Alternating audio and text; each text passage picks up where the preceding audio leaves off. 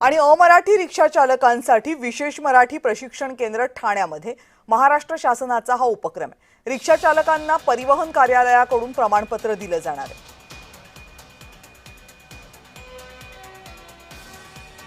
हे सगळं शिक्षण मोफत आहे। रिक्षा चालकांनी या प्रशिक्षणाचा लाभ घ्यावा असं आवाहन उपप्रादेशिक परिवहन अधिकाऱ्यांनी केलं।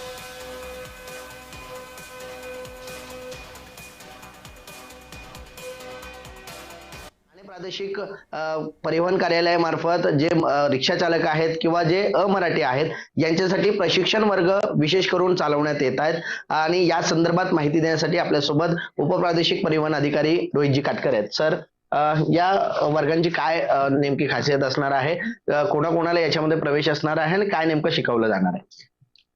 तर या वर्गांमध्ये जे अमराठी रिक्षा चालक आहेत, ज्यांना संवाद भाषा म्हणून मराठीचं ज्ञान नाहीये, ज्यांना व्यवहार्य मराठी बोलता येत नाहीये ग्राहकांसोबत, अशा रिक्षा चालकांचा समावेश या शिकवणी वर्गामध्ये होणार आहे।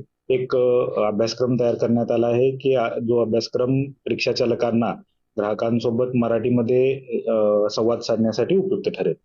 साधारणतः 4 दिवसाचे हे वर्ग असणार आहेत। दररोज 1 तास या पद्धतीने 4 दिवसाचे शिकवणी वर्ग राबवले जातील।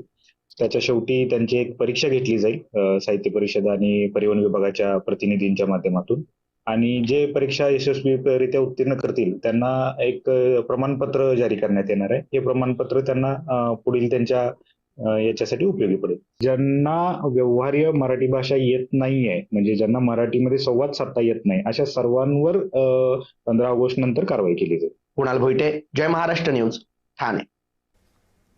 महाराष्ट्र परिवहन विभागाच्या वतीने ज्या ठिकाणी पाठशाला सुरू करण्याचा संकल्प केला आणि त्यासाठी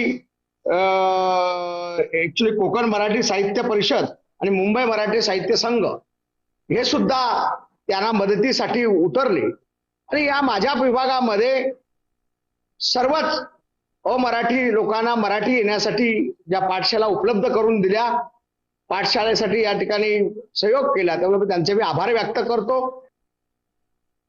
आपले जे शिक्षण मंडळ आहे कोकण मराठी साहित्य परिषद आणि मुंबई मराठी साहित्य संघ यांनी जे प्रतिसाद दिलाय आपल्या बरोबर, त्यांचा मी आभार प्रकट करतो आम्ही की ते आपले साथ दिले आहेत आणि त्यांच्या सुद्धा घेऊन आपण हे सर्वांना मराठी शिकवू आणि सर्वांना मराठीमध्ये एकदम चांगला प्रतिसाद भेटू, हे आपले मान्य आहे।